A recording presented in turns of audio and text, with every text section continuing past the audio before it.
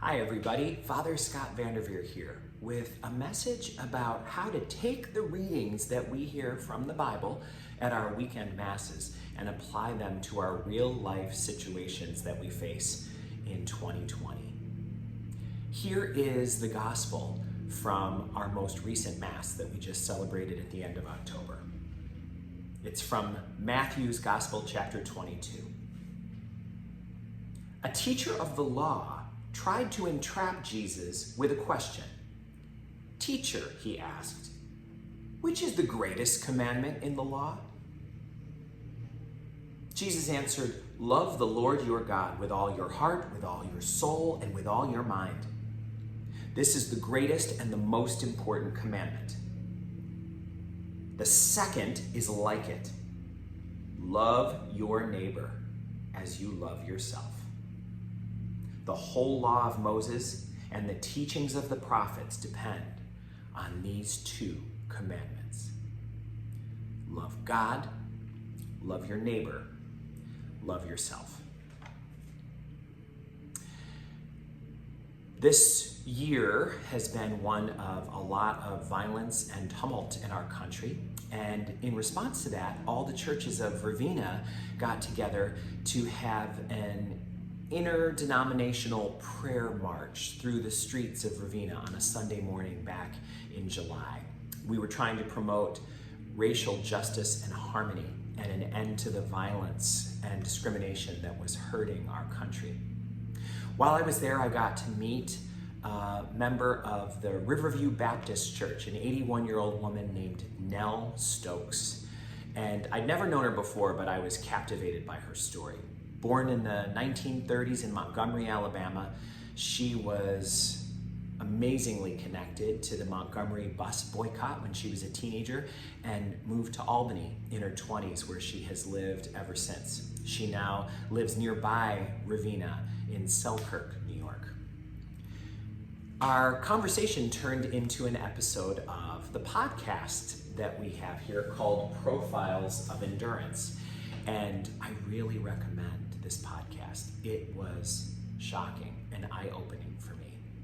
In it, Nell tells the story of growing up in an all-black neighborhood in Montgomery, Alabama that was right on the edge of, right next to, a white neighborhood. And she tells the story of her very best friends from her earliest time in life who were white, and about a moment that changed her life forever. Let's listen to a short excerpt of this story. But my mother did washing for the white folk who lived in our neighborhood. So our backyard buttressed this white woman's backyard that my mother used to work for. Wow. And I could, when she would take me with her there, and this woman had two children, a boy and a girl. Her name was, the little girl's name was Connie, and the little boy was Billy, so I imagine his name was William. They called him Billy. But anyway, we played together every day since I was, was around 2 or 3 years old. I remember playing with these two kids. They were my playmates. All the people I ever played with. I never got to go outside of the gate to play with anybody else, but Billy and Connie were my very best friends, or so I thought. We grew up and got to be 6 years old, and it was time to go to school. And so that first day, in Montgomery at the time, there was no kindergarten. You started school in first grade. And when I was all dressed to go to school, and I was walking to my school, and I looked and I saw Connie and Billy standing over at the corner waiting for their school bus. So I went running over to say hi to my friends. And as I was running over and I was about to say hi, Connie, and she looked at me and said, "What you talking to me for, a little nigga?" No. Get out of my face. Yes, she did. I was 6 years old. It feels like it was just yesterday that it happened, because that's how it's done. I was so shocked and amazed and hurt. I started crying, and the other little black kids started laughing at me and calling me stupid for even saying anything to her. But I didn't know any better. Because actually, I had never been outside of my yard to play with anybody else or to visit with anybody else. They were my friends, I thought. I will never be the same after hearing that story. It's not the first story of racial intolerance I've ever heard, but imagine what that does to the heart of a little 6-year-old girl. And imagine the heart of that other 6-year-old girl, Connie. She wasn't born believing that. That was taught to her. She played with Nell every day in her backyard for years. What conversation was had between Connie and her mother to get her ready for the first day of segregated school? What things were said in the house that contributed to what Connie believed about Nell and about Black people? How is it that Connie, who was a Christian girl, could believe that that was an acceptable way to speak to Nell? Nell went on to grow up. As you can hear, it is a story that affects her still today, and it's a story that affects all of us because it is a great wound in our society that our races are taught to hold each other in suspicion. One of the things that Nell taught me is that her parents, who were born around the turn of the last century, never learned to read or write. They were victims of the vestiges of anti-literacy laws that were in effect in the South that prohibited teaching Black people to read or write. So her father, who couldn't read and couldn't write his own name, became an elder and a deacon at their Baptist church in Montgomery. He memorized huge chunks of the Bible, though he wasn't able to read. She goes into talking about how the Bible lessons that she learned in church were directly violated by the racist attitudes she encountered living as a woman of color. Listen as she shares how to apply this reading from the 22nd chapter of Matthew to our real racial profiles and prejudices that we have in our hearts today. I don't know the mind of God, but I just imagine he didn't expect that Black folks would be chained together in the bottom of a boat and brought to another country and sold as cattle, as slaves. How could how could some of God's children do that to others of God's children in the same family? How? Absolutely. And that's my point exactly. When people say, they're Christian, but you're not living like a Christian. You're not doing the Christian thing that you ought to do. How can you hate me so when you say you love God? Oh, You never saw him. that's right. You see me every day. I'm in the image of God. Now, those are holy words. Those are holy words. And they're so true. They're so true. Father Brian Massengale is a Black Catholic priest. He's a professor at Fordham University in New York, and he also wrote the book Racial Justice and the Catholic Church. It's meant to be a blueprint for all of us Catholics to find ways to fight and eradicate racism in our lifetime by applying our faith to this terrible sin that we face in our culture. These are the words of Father Brian Massengale.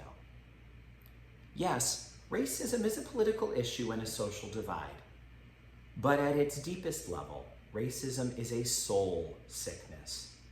It is a profound warping of the human spirit that enables human beings to create communities of callous indifference toward their darker brothers and sisters. We must be unconditionally pro-life. These are the words of St. Pope John Paul II from his final pastoral visit to the United States. He summoned Catholics to eradicate every form of racism as a part of their wholehearted and essential commitment to life. As we end Respect Life Month, which we observe every year in the Catholic Church in October, I think his words really matter. We must become unconditional in our pro-life stance. We must respect life from the very beginnings of conception in the womb through every stage of the life cycle, unconditional in no matter what the circumstances of a person's life are, and going all the way to the last moment when their last breath finally is exhaled and they are united with God in glory in the fullest way. We must be unconditional in that.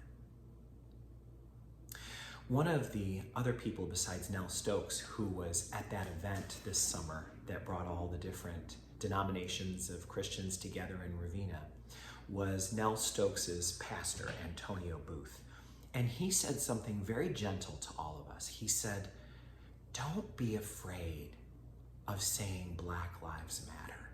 He said, don't be afraid of that. Those words, he said, are meant to be so simple. They're meant to be so clear. They're meant to come from your soul and be something you can say without any shame or qualification. Black Lives Matter.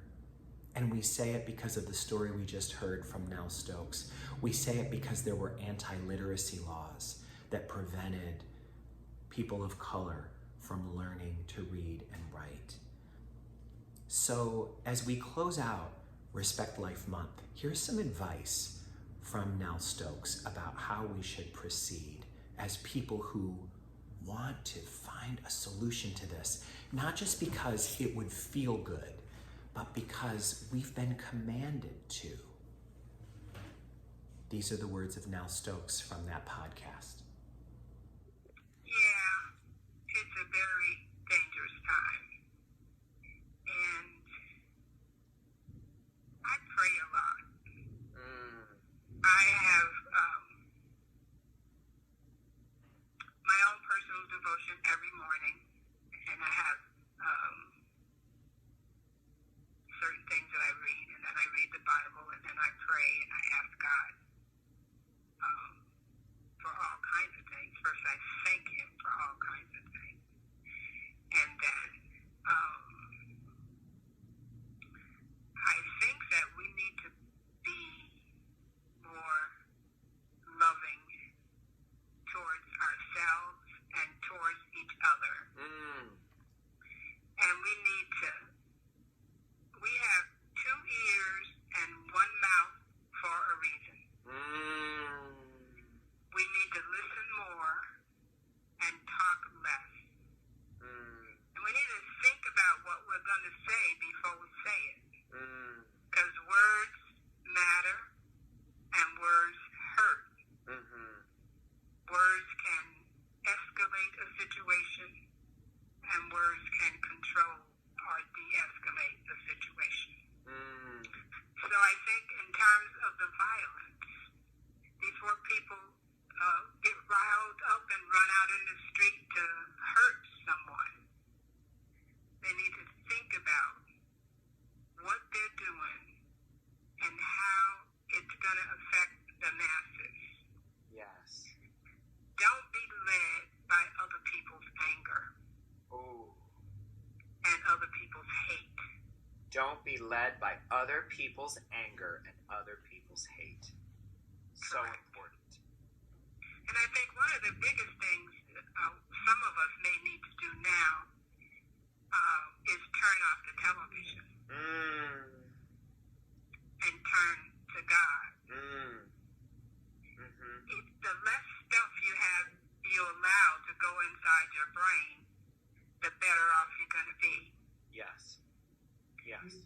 We all need to take time for quiet time and just to on the goodness of the Lord Yes. and know that he is good and his mercy endureth forever. And that we're all here for a reason. And the reason cannot be to hate and shoot and kill people. Clearly, our Maker would not bring us here for that. Absolutely. Clearly. From the 22nd chapter of Matthew's Gospel. Teacher, he asked, which is the greatest commandment in the law?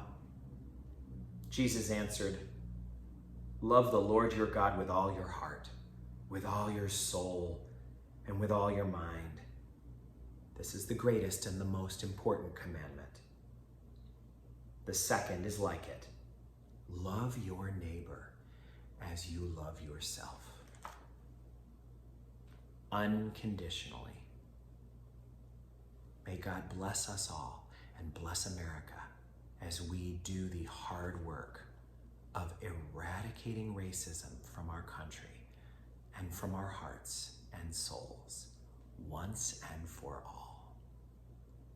Peace be with you.